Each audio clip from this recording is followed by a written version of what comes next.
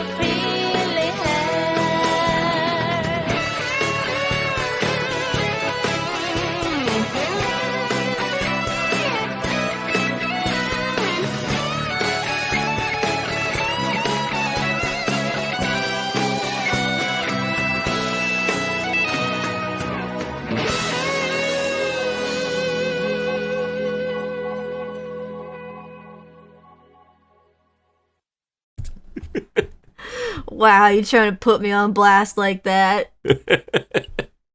Hey, listen, that wasn't you on blast. I'm the one on blast because I can't count. True.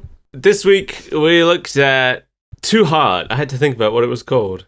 If only we had notes at hand to refer to. Hey, you don't. No, but I'm looking at stuff for it. Have you ever heard of Too Hard before? No, I have not. Oh, okay. I was wondering if you would have, because you're usually more hip on the pulse of visual novels than I am. Yeah, but there's so many visual novels that I know the big names, and this one is small and not especially popular, and there's no way to play the first one in English, I don't think. No, I don't. No legal way. I don't think the first game's ever been released in English, although I'm not sure. But this one actually was. It is a pretty big name one in Japan, hence the anime. Because this was by.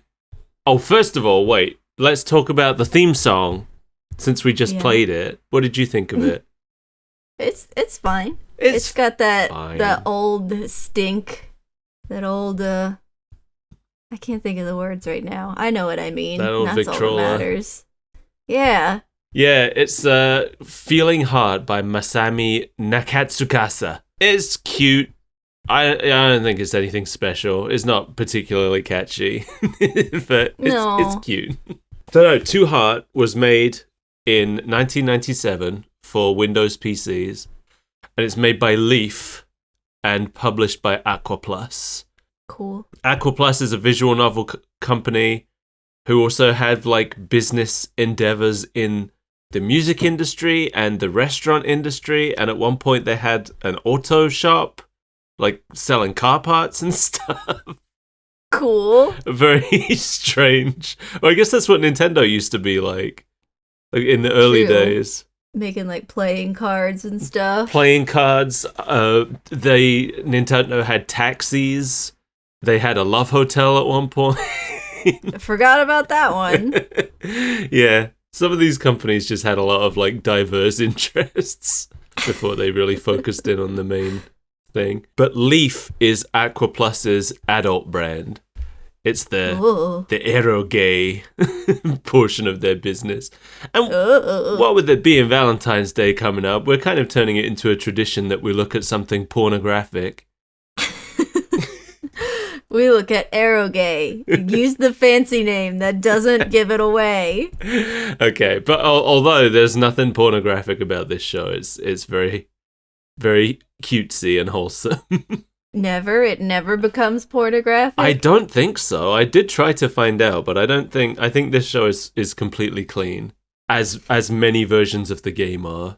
But not all. Not all.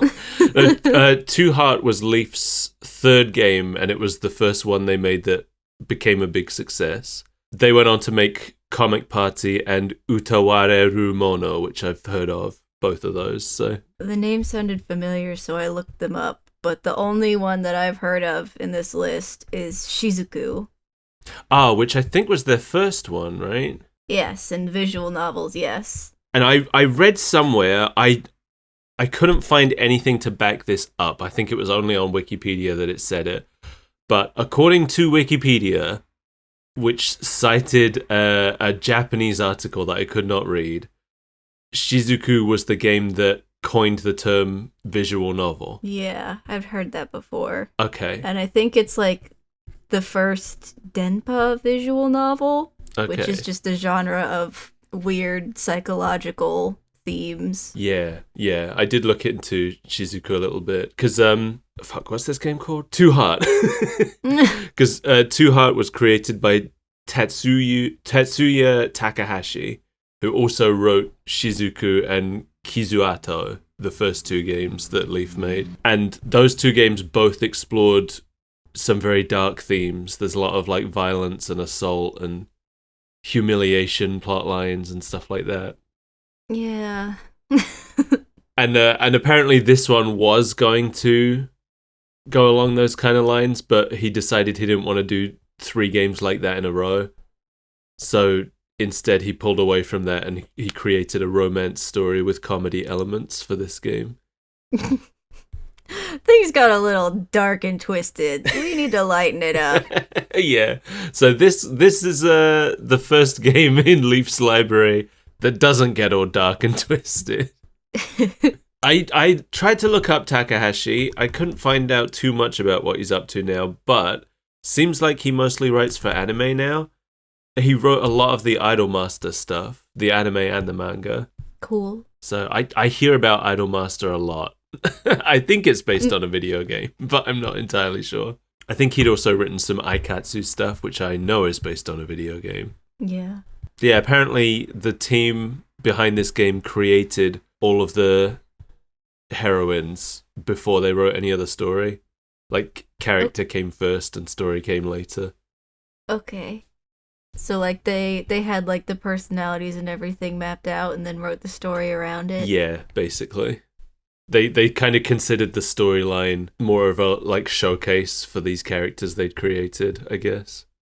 Mm-hmm. In 1999, 2 years after the original release, the game was re-released for the PlayStation with new and rewritten scenes, an extra character, voice acting, a bunch of mini-games, so it's not purely visual novel anymore, and, I think most notably, all of the adult content removed. Oh no! And Takahashi apparently considered that the definitive version. Without the arrow? Yeah, he said that he always felt like the adult scenes were a little bit forced, and he thought that the story actually flowed better without them. I have heard that, well, like, there's a lot of eroge that feel like they don't really need the arrow. Mm-hmm. And, like, I've heard that it can be hard to sell a visual novel without that element. That's what I was thinking, yeah. Because he referred to them as fan service scenes in the thing I read. Yeah. So it's like... That makes sense. And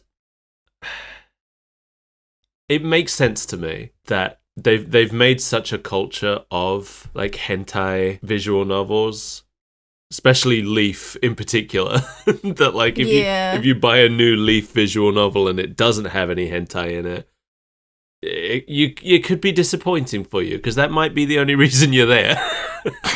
That's true. But yeah, there have been various re-releases since then.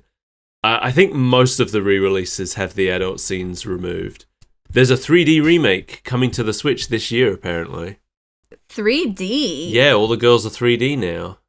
Interesting. Yeah, I doubt the gameplay uses the 3D in any way. It's probably 3D in the same sense that the newer Ace Attorneys are. What if it's 3D in the sense that Danganronpa is, so it's 2.5D? But there's like a 3D area you can move around in first person. But they're completely flat. I like that style. It's fun. It is. It's kind of like Paper Mario-esque, I think. Yeah. Yeah, if this 3D remake comes to English, I might try it. We'll see. Yeah. So there's a sequel called Too Heart 2. Too Heart, Too Furious. It's the first time I've said it out loud, and it didn't occur to me how funny it was. And also a bunch of characters from it are playable in Aquapaza, which is Aqua Plus's crossover fighting game. It's a Smash Brothers, I guess. Okay. But yeah, it seems I'd watched some gameplay of it. It's mostly a fairly traditional visual novel. Mm-hmm. Like you go through a school day and then you choose what you're going to do at the end of the school day, and what you do determines what girls you spend time with, I guess. Yeah. And then you trigger different events by spending more time with certain girls. But then in the newer versions, there are mini games. Like there's a little platforming mini game, and there's a shape matching puzzle mini game, stuff like that. So they just kept building on it, I guess. I guess. But the TV show that we looked at first aired on April 1st, 1999. April 1st is a pretty common day for an anime to start, I've noticed. Guess they can always fall back on it being a joke if it's poorly received. Yeah, I'm pretty sure Pokemon started on April 1st as well. But in 97. By the way, same studio. They were already making Pokemon by this point. This is the same studio that made Pokemon and Yokai Watch and Pac-Man, The Ghostly Adventures. It's OLM, Oriental Light and Magic. That Pac-Man, he won't leave my consciousness, and I hate it. He knows our anniversary's coming up. Yes, he does. One day a teen will roll onto the scene. One day, every day, forever. So, apparently Too Heart aired on TV Kanagawa, which I had never heard of, but I looked it up, and it's apparently a lot of the more niche anime that didn't go to TV Tokyo ended up on TV Kanagawa. Mm-hmm. Kanagawa being the second most populous area of Japan. TV Kanagawa serves the Yokohama area, and I think like it reaches some areas of Greater Tokyo, but it's just odd to me that it wasn't airing in like all of Tokyo for its first. Yeah. I don't know, by 1999 maybe TV Kanagawa was airing across all of Tokyo as well. We got 13 episodes plus 6 5-minute shorts, and then a sequel series, and then another sequel series based on the sequel to the game. That's a lot. That's a lot more than I ever would have expected. Yeah. Like I said, this was a bigger deal than I realized. Yeah. This game was obviously fairly, I mean, popular enough to get a lot of sequel shows, not popular enough to air on TV Tokyo in its first run. But, Or to get an English translation. Well, the show got an English dub, which is strange. That's a start. But, yeah, I don't think the game... I don't know. Are you seeing any mention of the game being released in English? No, I'm not. No, I didn't either. Just the second one. But, I guess it makes sense, because they're like, well, this one has pornography in it. Maybe it shouldn't come to the West. But the PlayStation... Well, I guess with the PlayStation one, it will have been... Nobody in the West is going to play a visual novel. That was before the big Phoenix Wright boom. Yeah. Before everybody started reading visual novels. Aqua Plus are not a big enough company to make the gamble that Capcom made. Yeah. So the show focuses mainly on Akari's storyline, which is the childhood friend route, which I feel like in a lot of these romance visual novels tends to be the default. Yeah. So, like, every episode focuses on her, essentially. It's because it kind of looked like it was going to focus on every girl per episode. I think they do. I think the girls do all get like a decent amount of screen time, but ultimately the show ends up at Akari's ending, I'm pretty sure. Okay. From what I read. Because they really set up the first episode to be like, if he gets with anyone but her, she will shatter. Yeah.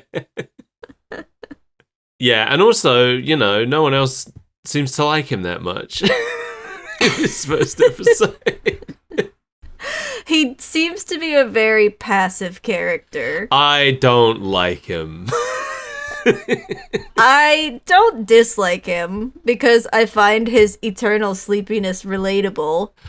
But as a protagonist, he's not great so far. I'm fine with the eternal sleepiness. It's the eternal complaining that that I struggled with. Everything is an obstacle keeping him from bed, and I find that relatable. I've never meshed with a character so well. I think he might be my opposite, but we'll get to that. Yeah, this show was written by Hiroshi Yamaguchi, who wrote for Evangelion. Oh no! And also for a few different Digimon shows as well. But I think the most recent Digimon shows. The not good ones. I don't know, I haven't watched them. I think it's the Digimon Adventure reboot and Digimon Ghost game that he wrote for.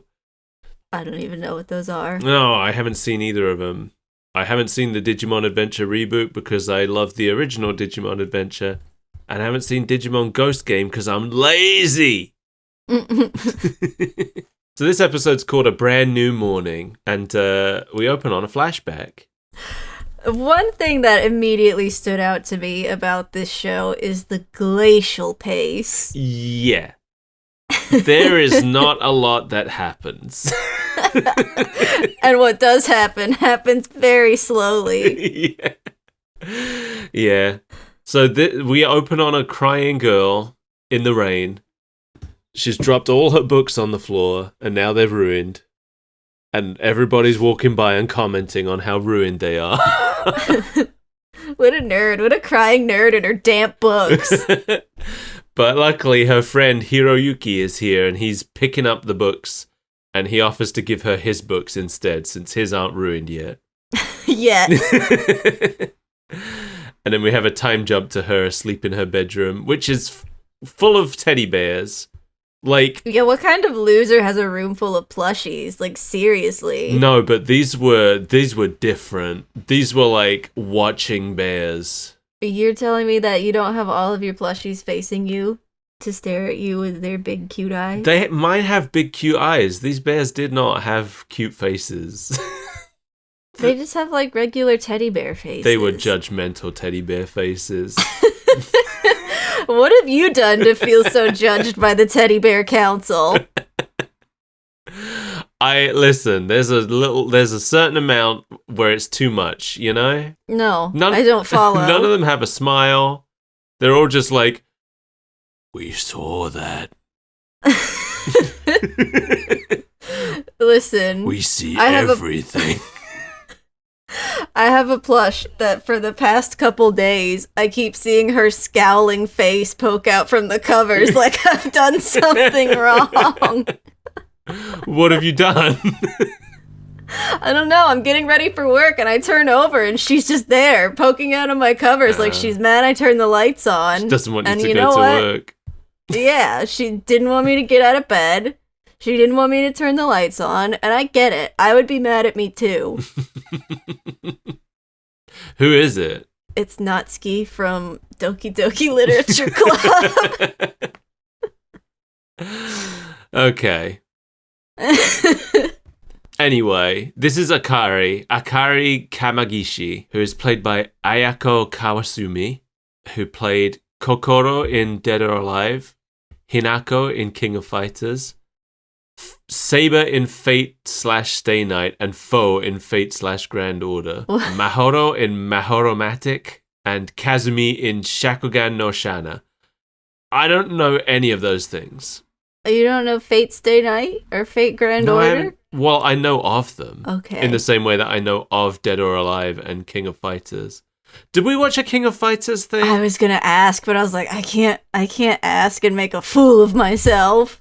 Was it King of Fighters, or was it, because there's like 3 franchises, right, that have crossover in characters? We watched the King of Fighters because it had all of the characters from those in it. That's right. The logo said KOF. Yeah. So, what did I say? Hinako? Who the hell was that? Was she in the one we watched? I don't know. Hinako. I can't just type Hinako. There's too many Hinakos. I'm on it. I don't remember her. No, I don't recognize her either. She's cute. Yeah. Alright.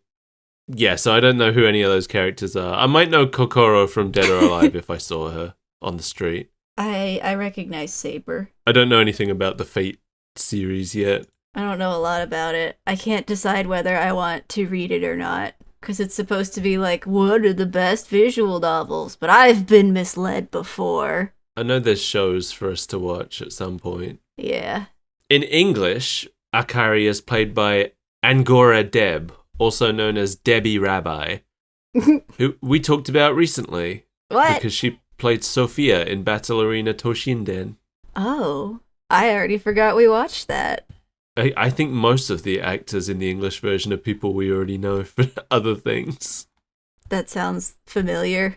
Yeah, this must be another like New York-based dub. So Akari gets ready, heads off to school. We are made aware that she has a mother, but we don't see or hear from the mother. More evidence. Yeah. Oh, you know what? Seen.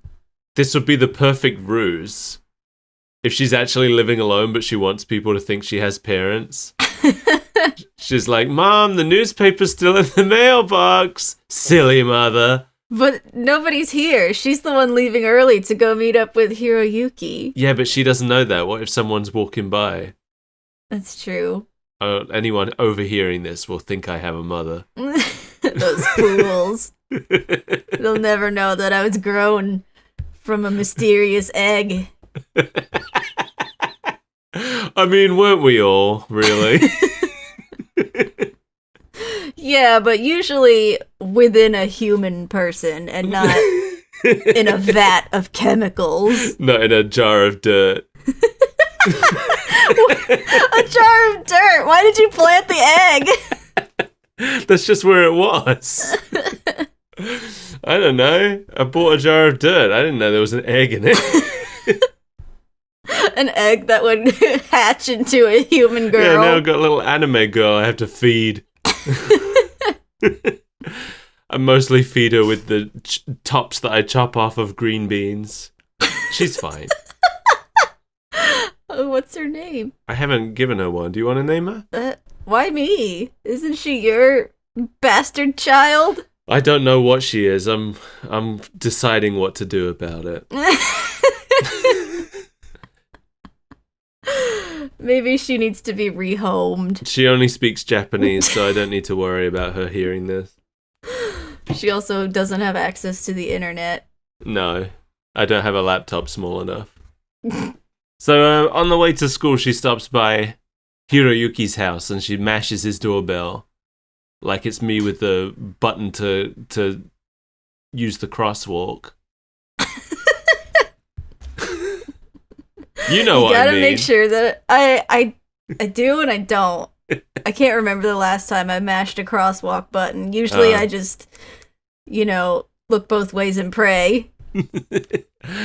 Yeah, no, I guess I don't tend to use the crosswalk button unless I look down the street and there's a lot of cars and then I'm like, fine, I'll press the button. Yeah. But otherwise, it's usually quicker to just run.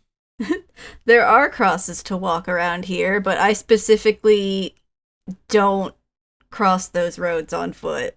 if I'm going for a walk or something. I'm like, why do I want to wait 5 minutes just to go over there? Then I have to come all the way back. Right. So I watched the beginning of the game, and this is basically where it opens. Since the whole game is from Hiroyuki's point of view, you begin the game being awoken by the doorbell being mashed repeatedly. So I can see why, like, if you were a fan of the game already and this show comes out, I think it would be quite nice to get to see that scene from another perspective.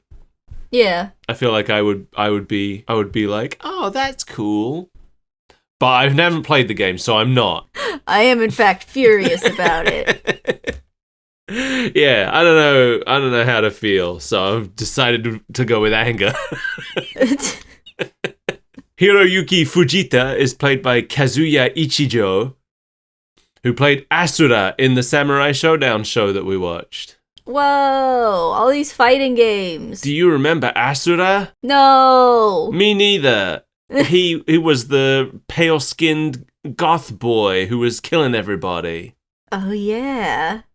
He was the main focus of the OVA we were watching, actually. I believe there's a second episode of that we didn't watch. Maybe we should finish that.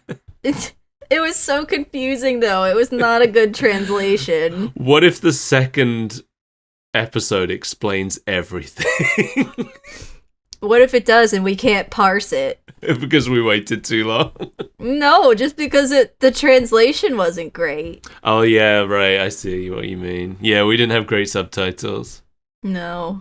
Well, in English, Hiroyuki is played by Rich McNana. Cool. He played Jack Walker, the titular Pokemon Ranger, in Pokemon Ranger and the Whatever of the Sea.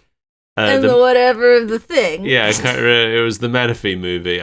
I've written down the Manaphy movie because that's how I think of it. Yeah, he was the Pokemon Ranger. Cool. He also played Chihiro in Kujibiki Unbalance. That's a fun name. And also in Genshiken. I don't know what those are, but it seemed to be the same character in both, so I assume they're related.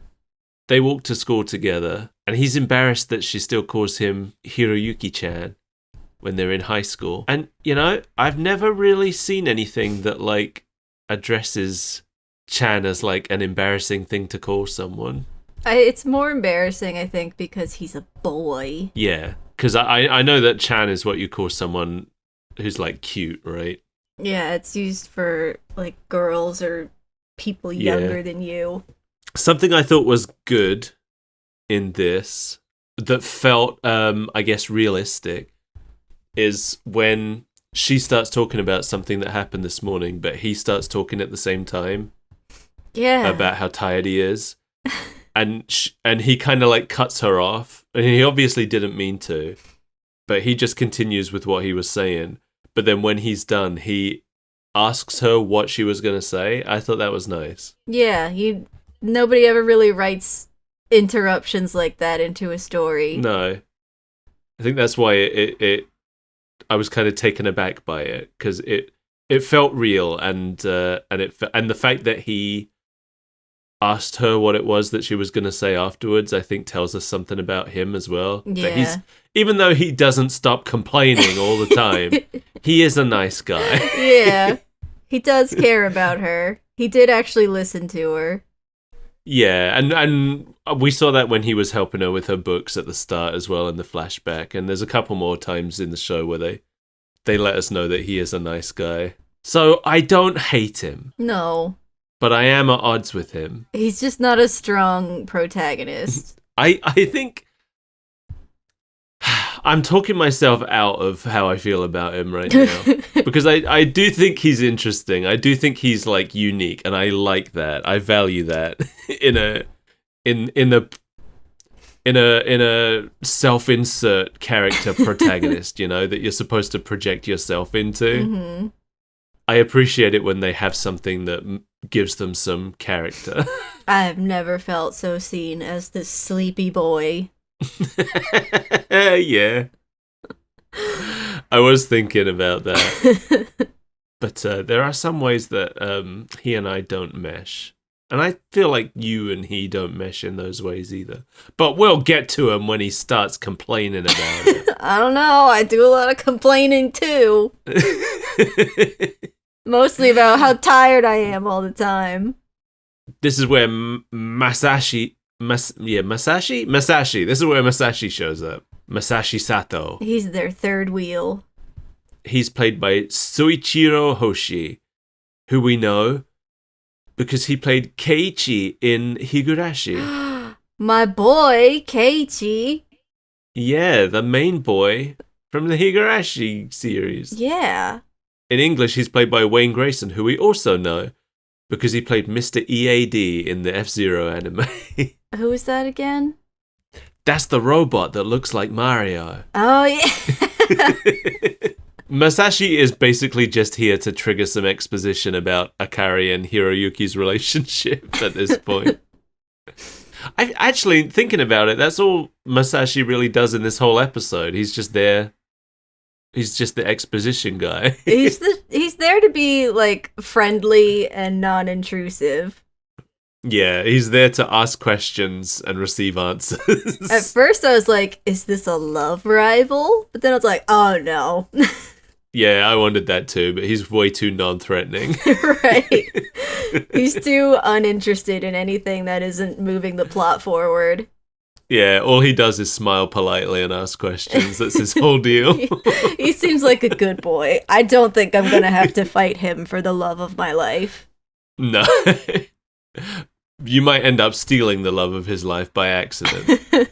And then maybe he'll get a little sad towards the end of the game and talk to you less. But that's all I can imagine. He'll come to me and be like, I'm about to confess my love to the girl of my dreams. And I'll be like, oh no, I'm halfway through her route. Man, that's an innuendo I've never heard before. Oh, boo. I'm sorry. So, over the school assembly, Akari narrates how much she loves Hiroyuki. That seems to be her entire personality. I do not find her interesting as a love interest, personally. That's a good point, because, like, I mean, I was rooting for her watching this, but that's because they make it such a point that if they don't get together, that's basically her life ruined. So it's like a pity thing that I root for her. They don't give me a reason to really like her personality. Yeah, there isn't, at least from what we see in this episode, there really isn't much to her except that she loves Hiroyuki. And teddy bears. And teddy bears. I guess, like, the flashback implies that she's kind of clumsy, which is something at least, but we don't see that in the rest of the episode, really. I am so tired of clumsy being used as a personality trait. It's something. It's more than nothing. Hiroyuki just wants to go back to bed until winter because he hates the heat. Okay, I did forget about that. This is where he and I clash. This is where he and I have problems because we finally had a warm day the other day and my body was immediately like, oh, summer's coming? The warm is back? We have a reason to get out of bed? Yeah, this is what I was saying. This is why I'm this man's exact opposite, because I want to sleep through the winter and just be awake for the summer. Yeah. And he wants the opposite of that. Why? Winter is miserable. It's dark. It's cold. Nothing good happens in the winter. Nope. All the good things happen in the summer. Yeah. I'm there. It's warm. I'm awake. The pools are open. The sun is out. You can leave the house wearing fewer than 5 layers. I'm awake. Lemmy is here now. Oh, yeah. I'm saying Lemmy, like I would have said Remy, but the dub calls her Lemmy, so I'm going with Lemmy. Lemmy Miyauchi, played by Rumi Kasahara, who played Yae in Gomon, Yue Ying in Dynasty Warriors, and Alia in Mega Man X. Those are some names that I've heard. Yeah, I at least know all of those franchises, although none of those characters. No. In English, Lemmy is played by Karen Thompson, also known as Megan Hollingshead. She was Nurse Joy in Pokemon. Oh, I know her. Yeah, me too. I would need to see more of Lemmy to know for sure, but of the girls we see in this episode, she's the one I'm most interested in. Oh no, Lemmy is entirely too much for me. Get out of here with your energy. I don't want it. She's a little bit too much, but she has cute hair. That's what I judge my romantic picks on. I mean, when I have this little to go on, yeah. No, I like the creep that we haven't met yet. Okay. I think I know which one you mean. She's the most interesting, and she isn't just like peppy and in my face at 8 a.m. Okay. Well, yeah, we really don't. All we really know about Lemmy is that she's very energetic and that she gets phrases slightly wrong. Or at least one phrase. I assume that's a character trait since she did it one time. Yeah, probably. What was it? She says something about summer ending at the equator, and then people are like, I think that's actually the equinox. Yeah. But she has a cute hairstyle. It's just a ponytail. Yeah, well. I don't like that Akari's hair is the exact same color as her uniform. I don't like that. It bothers me. I just thought it was weird that she's like, normally in anime, all of your main girls have outlandish colored hair to let you know. Yeah. But she's like one of only a handful of girls with like outlandish colored hair. It makes her stand out. At least that we've seen in this episode. Yeah, it's true. I did think when we first saw Lemmy, quite often in shows like this, blonde is used as shorthand for this one's a foreigner. Yeah. That's what I thought too. Yeah, so when we first saw Lemmy, I was like, oh, is this the exchange student? But her name's Miyauchi, so probably not. But she uses a lot of English phrases too, though. Oh, does she? I didn't notice that. Yeah. Maybe then. But also I noticed that like a lot of characters in this said phrases in English that you would think had a Japanese equivalent. There's definitely an element of like, especially at this time period, that's just considered hip and cool in Japan. True. Because this is like the late 90s. And that's like, I think when Sonic started doing it as well. It's like, you know this character's cool because he keeps speaking in English. Because he keeps saying shit over and over again.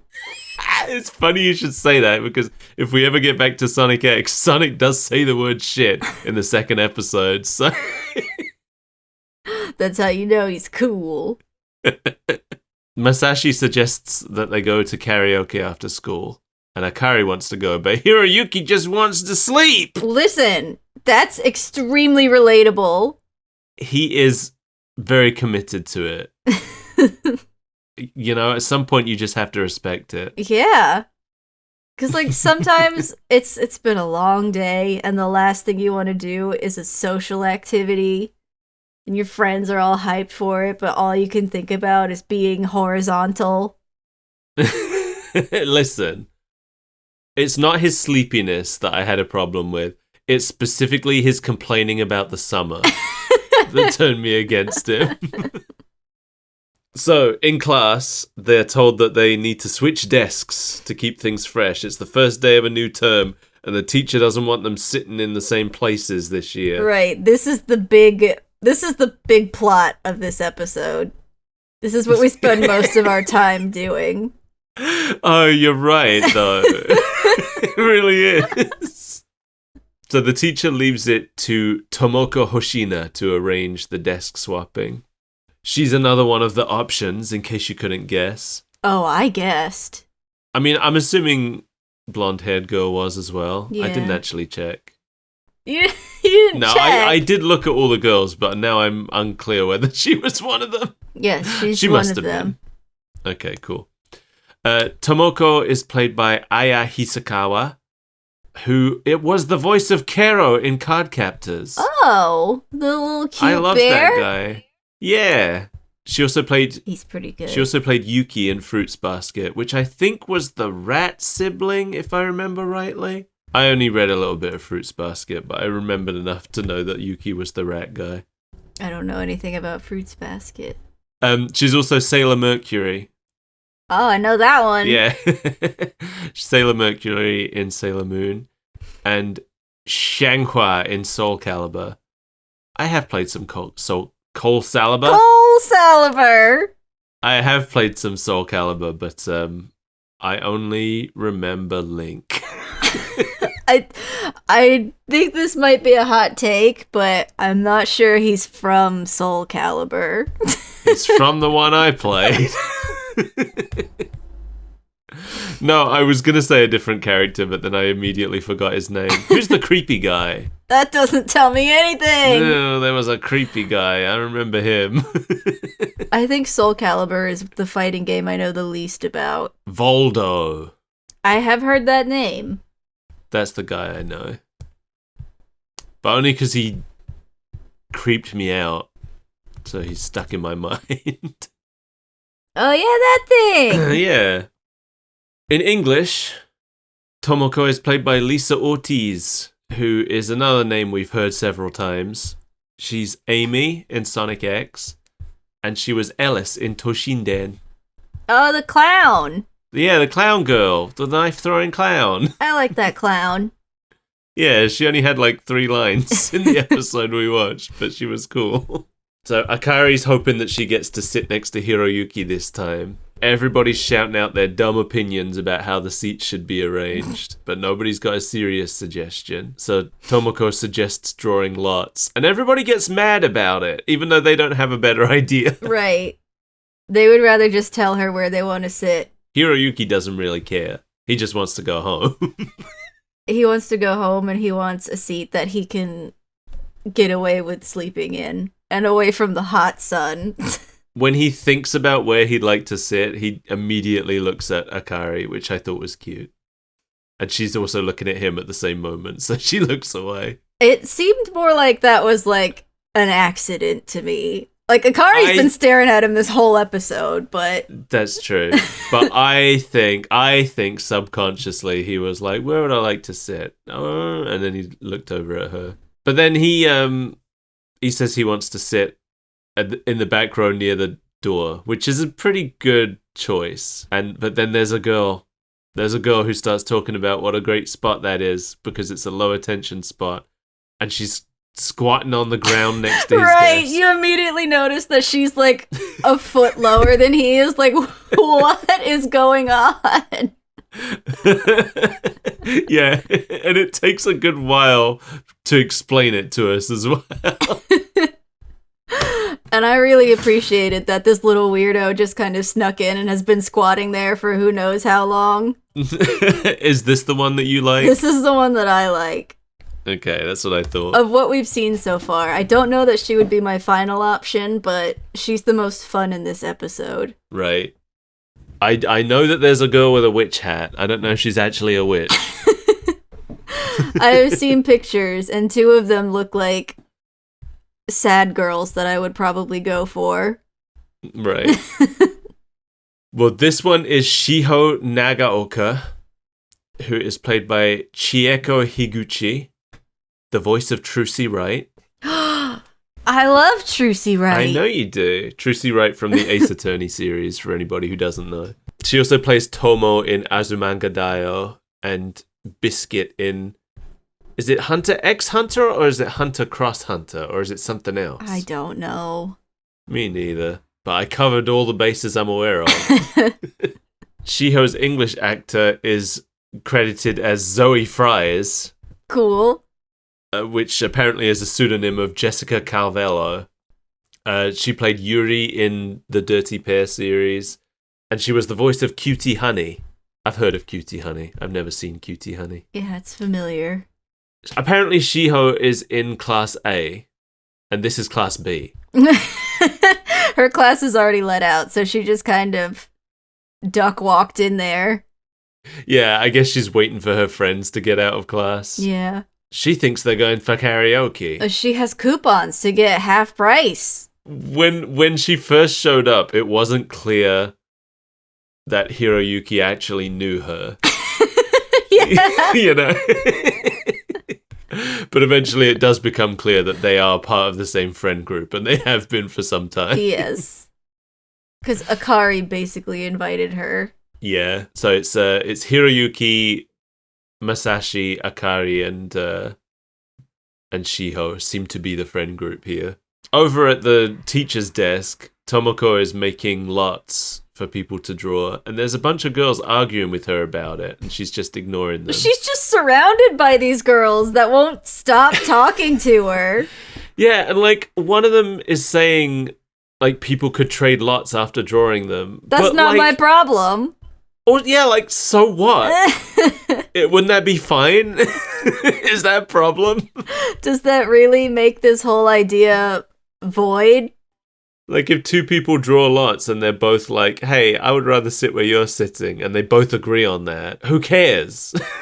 The system is still working as intended. Yeah. I kind of assumed that these girls surrounding her were going to be like different other love interests from the game. Yeah. The blue hair one anyway. Yeah, but I guess they're not. No. I didn't recognize any of them when I looked through the girls. No, they're not. So these are just random girls. We get a whole montage about them choosing their desks, and they're just random girls. Meanwhile, Tomoko has spent like 20 minutes ripping up 50 pieces of paper, but she still needs 30 more, even though we've watched her do this for 10 hours already. It does not look like there are 50 people in that class. No. I gotta say. It seemed like a bit of a ridiculous number. Yeah. I would have guessed like 30 in total, maybe. But anyway, Hiroyuki realizes he's been signed up for karaoke, and we see Akari just like, when he realizes that Akari told Shiho about the karaoke, he looks over at her and she's already just doing like a please motion with her hands. Please hang out with me, I have nothing else. My life is dedicated to this. So Akari is thinking about helping Tomoko because she's clearly having a hard time. But before Akari does anything, Hiroyuki stands up and goes over and helps her, which is another way that it shows us that he's kind of a nice guy, even if he does play it off as him just wanting to go home earlier and sleep. But like the way the class treats it as such a scandal that he just walked up and started helping her. Oh, I mean, most of them are trying to get her to stop it. I know. It's bizarre. It's bizarre that this is the rising action of this episode. Also, this montage is so long. Yeah. And dedicates so much time to showing us what desks the unnamed female bullies got. Well, we had to find out who got the coveted desk in the back by the door. Yeah. Turns out it was someone we have no idea who it is. Yeah. Also, what's with this numbering? I don't know. Do you think Tomoko just doesn't know the order that numbers go in? No, she's clearly the nerd character. Desk 3 is next to desk 18.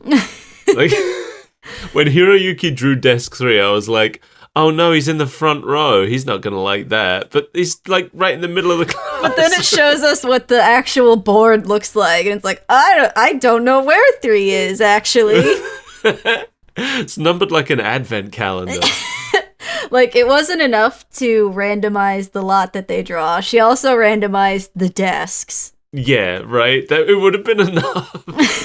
They're drawing lots from a box. There's no sequence. He gets a desk that's right next to his old one. And then Akari realizes that if she wants to sit next to him, she has to get desk 18. And she spends a while staring at the box, willing it to give her desk 18. And I really thought it wasn't gonna. Yeah. But it does. It does. She gets to sit next to Hiroyuki like she wanted to. I can't decide if it would have been funnier if he didn't move desks at all, or that he just moved one over. I think it would have been funnier if he didn't. That would have been great. It just seems so appropriate for him. So they're sitting down at their new desks, getting everything ready, putting everything in it. And then Shiho shows up to yell at them to hurry up. She's been done for a while. Yeah. Well, like, Akari's taking her sweet time, like, thanking God that she gets to sit next to Hiroyuki and monologuing about how happy she is because this has been her dream. Her dream. Yeah, is to sit next to a boy that she's very close friends with. That she's known for years and years and years. Yeah, that she walks to school with every day. And if only I could sit next to him, then he'd finally notice me. Akari, I think you might be a little codependent. Anyway, they go to karaoke, and I really like the painting style. Yeah. I like the song that Shiho sings.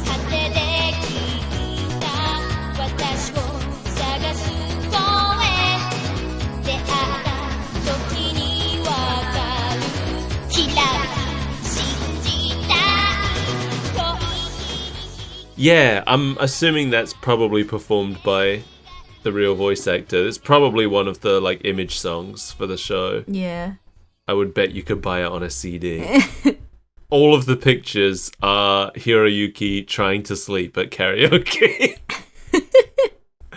I didn't notice. I went back and looked at the first two again because I didn't really notice until the last one where Shiho's yelling at him for it. I love that one. She has the microphone right up in his face. Yeah. Yeah, but he just wants to sleep. He doesn't care who's singing. Then we go back to Akari's house at night. She's on the phone to Shiho, who is still mad at Hiroyuki for being sleepy at karaoke.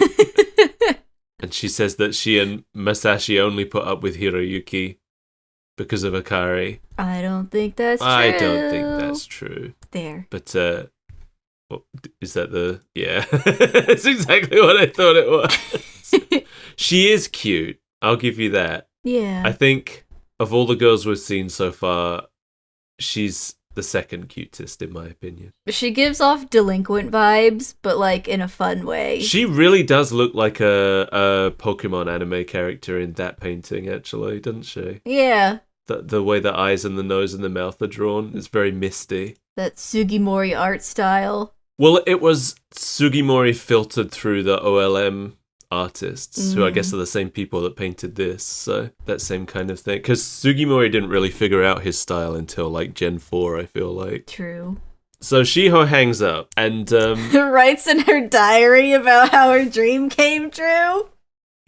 Yeah, her diary, which I'm sure is just like page for page details of what Hiroyuki did today. Every now and then she's taped some of his hair onto the pages. We've got a Helga Pataki situation. I was just about to say she's got a statue made of his old gum. She kisses it every night. And she walks over. So I was a little bit confused at first because I didn't understand the layout of this room. She walks over to a framed photo that she has of the two of them, and she turns it around to look at it. And my first thought was, why did you have it facing away?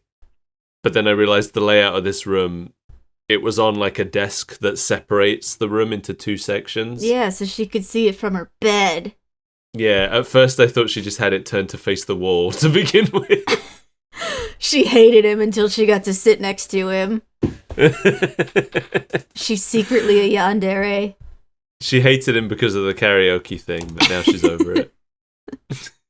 She talked to Shiho. She's worked through it.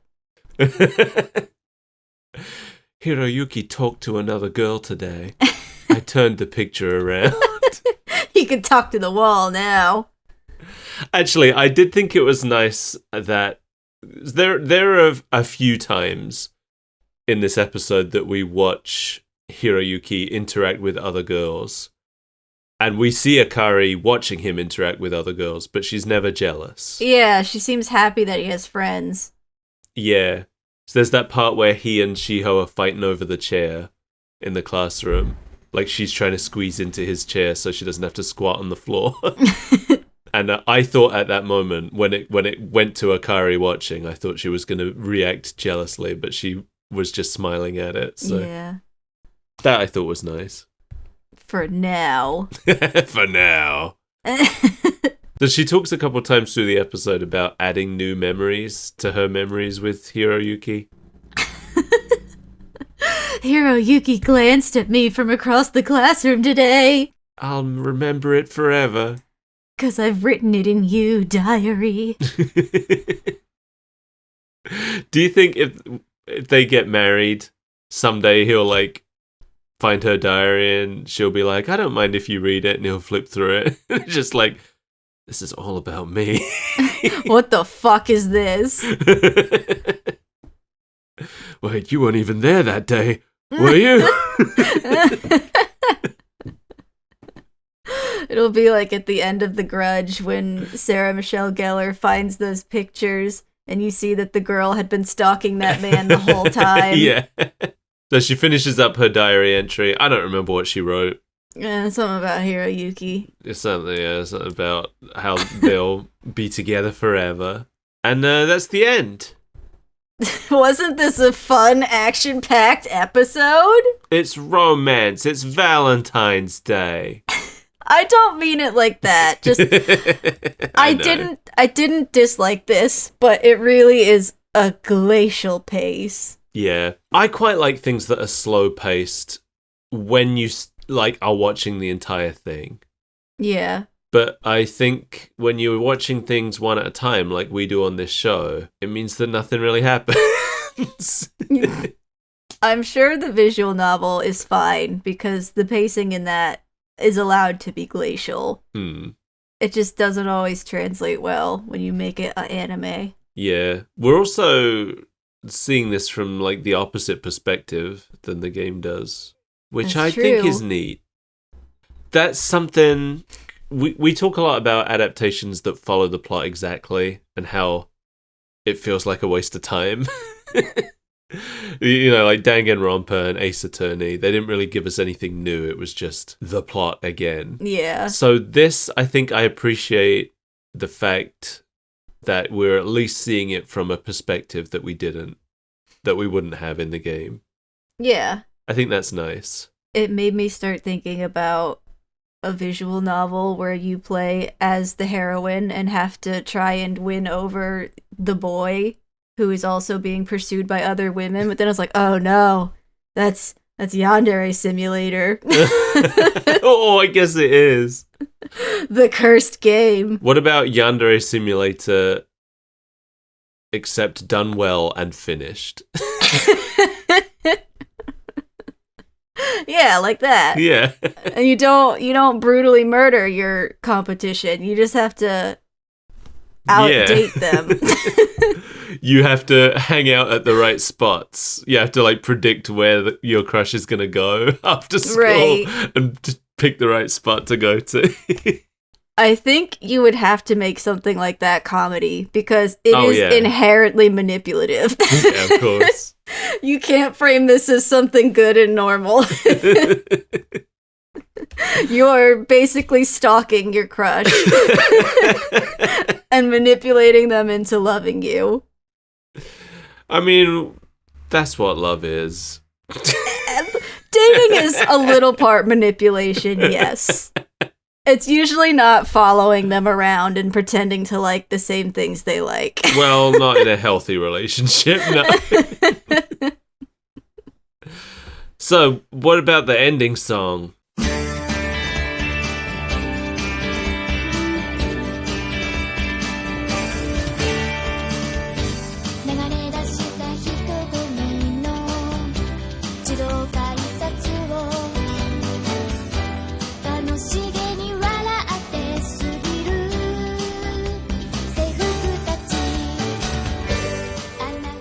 It was fine. It was fine. I think I liked it a little bit more than the opening song. Yeah, me too. It's called Yell, apparently. It's by Ayako Kawasumi, the girl who played Akari in the show. Oh. And yeah. There's the next episode preview. And the next episode apparently is called After School Incident. The thing that really stood out to me was Childish an Hour. That is the name of a band, apparently. Childish an Hour. It took my brain a second to understand what I was reading. Yeah. Or even hearing. Yeah. Childish an hour. This episode looked like it focused more on Shiho, so that's why I was like, did we get an episode for every girl? Yes, I did notice that. I do know, from having looked ahead a little bit, I know that at the end of the show, I think in the final episode, it does come down to a choice between Shiho and Akari. But I believe Akari's the one who wins out at the end of the show. Those other girls didn't stand a chance. No, they're probably in it. But I'm not certain. But they just show up like Yeah. Lenny did and just disappear immediately. They maybe have an episode each. Because there are 13 episodes and there's 10 girls, so maybe they all get a little spotlight. Maybe. So I watched the dub, as I always do. Yeah. The dub was by The Right Stuff International, who are now a part of Crunchyroll. Yeah. They were the original distributor for a lot of Gundam and Dirty Pair. Apparently, when Crunchyroll bought them, they delisted all of The Right Stuff's hentai dubs, which fans were very upset about. You can't get rid of history. It's a pretty uneventful dub. There's no real changes. They didn't even make a paint edit to the diary pages at the end. Yeah. So you just can't read those. Cool. They could have added some narration over them, I thought. You know, they could have had her read out what they say so that we know what, because it's important to the plot what they say. Yeah. Maybe they had a translation of them in the subtitles. I don't know. I wasn't watching the dub with subtitles on, so I know that's what Dot Hack did. They didn't do paint edits in Dot Hack either, so you had to have the subtitles on to read the in-show subtitles, which are important to the plot. Pretty good dub, pretty accurate, same music, no edits. Cool. All the songs are still in Japanese. Even the one that Shiho sings? Yep. Cool. Yeah, it doesn't try to pretend that these aren't Japanese children. Okay. They even use the honorifics. So the conversation about her calling him Hiroyuki-chan is left in. It's just fully translated as is. So I always, in my head, debate with myself whether we should still be using honorifics in translations, because a lot of the time it's important. Yeah. It just feels really cringy when you're speaking English and you say Hiroyuki-chan. I had the same thought because recently, because I just finished Yakuza 1 and 2, I went back I wanted to see what the original version looked like because I played the Kiwami versions, the remakes. Uh-huh. And I wanted to know what the original one looked like. And what I didn't realize is that when Yakuza 1 first came out, it actually did get dubbed because the newer games, they don't have a dub. It's just subtitled, which makes sense because, they're so thoroughly set in Japan. Right. But the original one actually did have a dub, but they left in all the honorifics and stuff like people calling each other Aniki and stuff like that. Yeah. And it really took me aback to hear all of that stuff in English voices. So Majima shows up and he calls Kiryu-chan, and I was taken aback by it coming from when everything else is English. I was like, did it slip into the Japanese version for a second there? In Higurashi, they use honorifics and stuff, but there was one part where, there's two sisters, and the younger one, in English, just refers to the older one as sis, but when you look at it in Japanese, she's actually calling her older sister. Right. And then at one point, that becomes important, but you can't tell in English. Right. And it's interesting because I was like, wait, how can you tell what just happened? And I switched it into Japanese. I was like, oh, that's how. It's untranslatable. Right. There's so much stuff like that. Yeah. And sometimes you get ways where people have tried to translate things. There's an example, to go back to Sonic again, I'm sorry. But there's a good example in that with Cream, because Cream always uses honorifics for everybody in the Japanese version. And they've translated that by having her call everyone Mr. or Miss, which doesn't work as well in English. No. It sounds weird when she's calling Big the Cat Mr. Big. Suddenly we're watching Sex in the City. Yeah. And it's, although I do think it's funny when she says Mr. Dr. Eggman. That's pretty good. That's cute. Like, I have heard people rag on the translation for Chaos Head over a bunch of little things, because in the official translation, your little sister, it just calls you Oni-chan. Oni-chan. And people are like, that's not how people talk. And so they translated it as like bro. I'm like, they don't talk like that either. It's untranslatable because we don't walk around saying, hey, big bro. Yeah. But it has a different connotation. Yeah. Hey, bro. Like, I call my brother by his name. I don't call him by his title, which is something that they do in Japanese. Like, it's just untranslatable, and I don't have a problem if they choose to keep that in. It's 2025. Yeah. I think we know what Japan is by now. Yeah, or we should at least. If you're reading a visual novel, I think you should be okay with somebody saying Oni-chan every now and then. I'm so confused. When they say ramen, do they mean hamburgers? I only know Hamburg. What is ramen?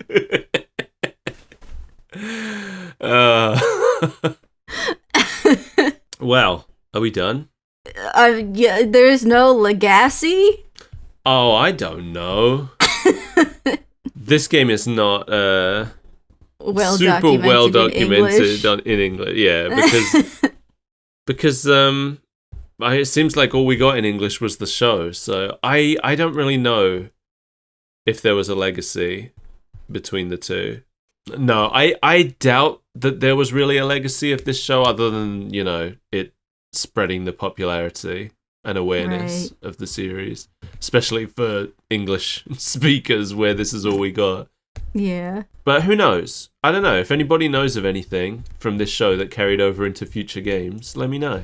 I think if anything, maybe the sequel show is more likely to have some legacy to it, because the sequel show is called To Heart Remember My Memories, and it focuses on a robot maid who is has lost all her memories and is having to remember them. Because, by the way, there's robot maids in this show and the game. Okay, because I saw one of the characters in the opening, and I was like, what is happening there? That's the robot maid, yeah. Okay. Okay. Yeah, that's something we didn't touch on because it doesn't actually come up in this episode, but apparently the creator has insisted that it takes place in contemporary times. They just have robot maids. It's contemporary times where they have fuckable robot maids. So a utopia. Because rest assured, the robot maid is one of the romance options. Well, duh. Too hot. Too strong. You're dumb. You are the one who's dumb. Thanks for joining us, everybody. Yeah, I'm alive again. You can't get rid of me. Happy Valentine's Day. Yeah, happy day of that baby shooting everyone with arrows. Consider this our note slipped across the classroom to your desk. Remember in elementary school when everybody had like a little Valentine's cubby thing and everybody had to put one in there? No, we never did that at my school. Oh, I guess it's an American thing. Well, it's like that. No, we're sliding a note across and it says, "Will you be my Valentine?" Front waist Cupid. And then there's a Y and an N and you have to pick one. You have to pick one. So what you're saying is that we are in a visual novel romance with the audience. That's right, yeah. Oh. Right now, you are on the Mike and Mel route. Romance options are our patrons. No, we're the option for them. Oh. We're an option. The option. Surprise, you've been tricked. Many say we are the best ending, but we are also the comedy ending. We're like the dog ending in Silent Hill 2. That's exactly what I was thinking. Thank you to our VIP club members, Mark Kelly and Jamie Core, and to our Club Mesmeron, Marley the Changeling. Whoa. We appreciate all of you. And if you'd like to join them on any of our patron tiers, you can head to patreon.com/superbreakfastfriendsclub and help us live. We survive off of event CGs. You have to go down our route, or we'll die. We cease to exist. Yeah. But you're halfway there. I recently played You and Me and Her, a love story, and I just blatantly stole from it. Oh, okay. Well, I know who you are, and I know who me am, but I don't know who her is. Who is her? Her is my Natsuki plush that stares angrily at me every time I try to leave. That's also me. I'm right there next to her. No wonder it's so crowded in there. Did we say all the things? I think so. Bye! Bye.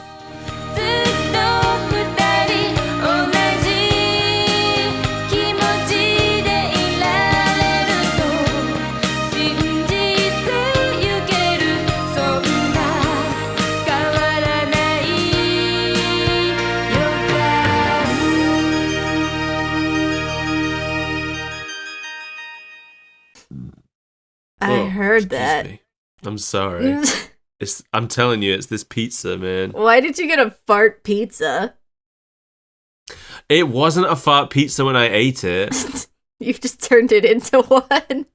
That wasn't a fart either. That was a burp, I'll have you know. I know, but okay. Gas pizza didn't sound as funny. It's too early for farts.